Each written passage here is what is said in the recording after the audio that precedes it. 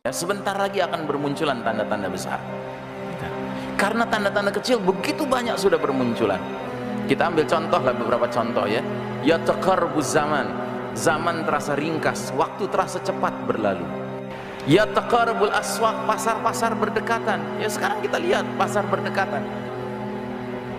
Yang besar-besar ya, plaza, mall itu berdekat-dekatan. Yang kecil-kecil, ya nggak tahu kalau di Surabaya, kalau di Jakarta dan sekitarnya, Indomart, Alfamart, Indomart, Alfamart 212, Indomart, Alfamart, Indomart, Alfamart 212 gitu ya. Yang kecil-kecil pasar-pasar itu berdekatan. Gitu. Ini sudah terjadi sekarang. Jadi sudah banyak sekali tanda-tanda kecil yang bermunculan. Maka tidak mengherankan kalau pengamat akhir zaman bilang kita harus sudah mulai siap-siap menghadapi alamatul kubra, tanda-tanda besar.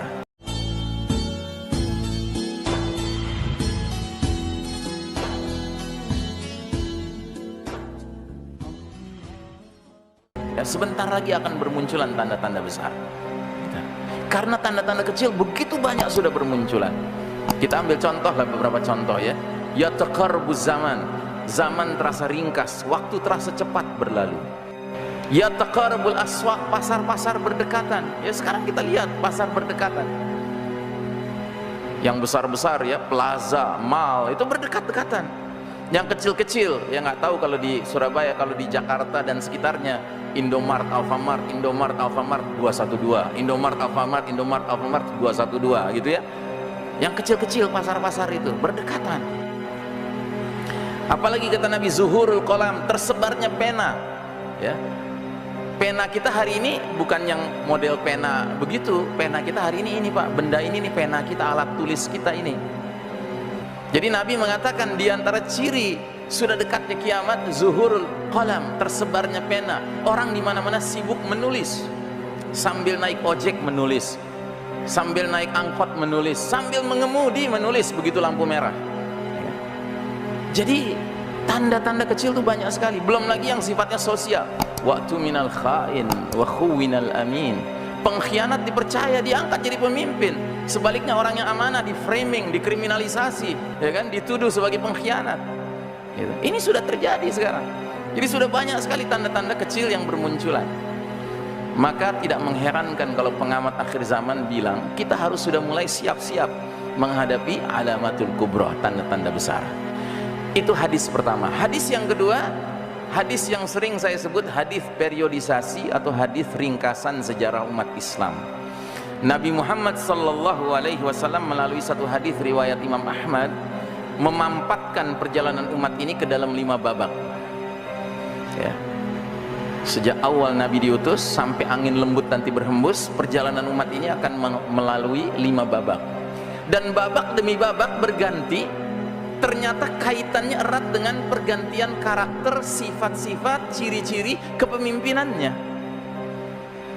Nah, sebelum saya terangkan hadis ini, siapa di majelis ini yang tahu kira-kira kita sekarang sudah di babak keberapa?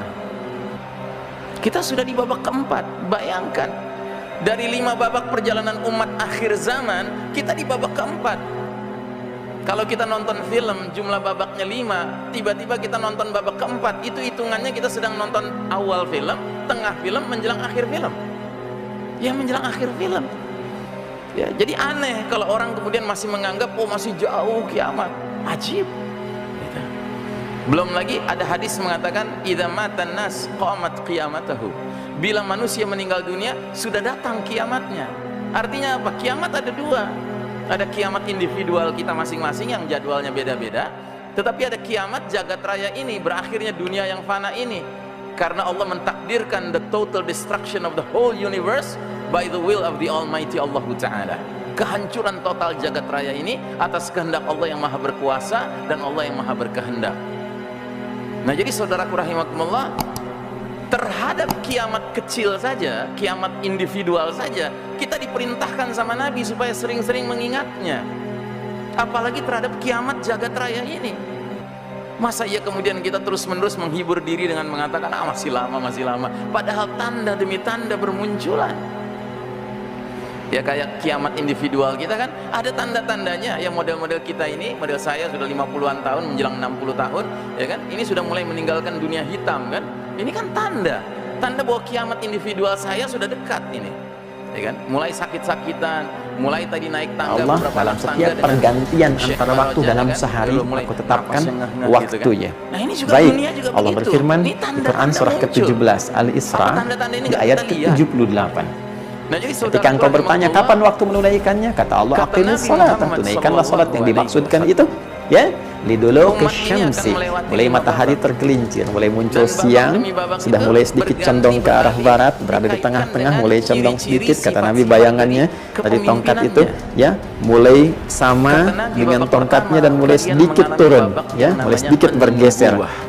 Maka muncul duluki syamsi, itu bahasa dekatnya kita kenal dengan istilah zuhur saat ini ya, ila ghasaqil lail, terus membentang sampai dengan malam, wa Qur'an al-fajr, sampai nanti tiba waktu fajar ya.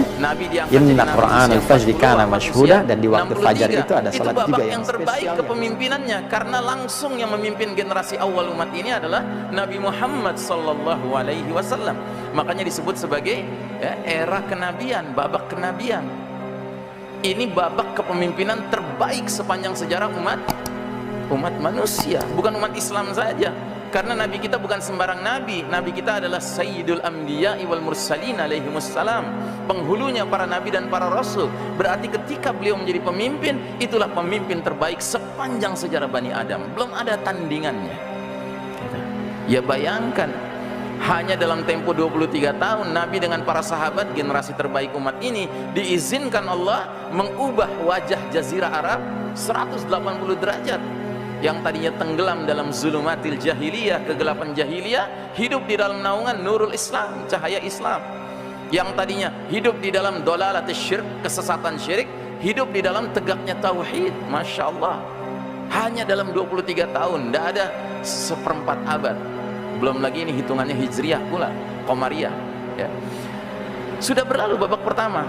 Terus datang babak kedua, kata Nabi, namanya apa? Namanya babak khilafatun ala minhaj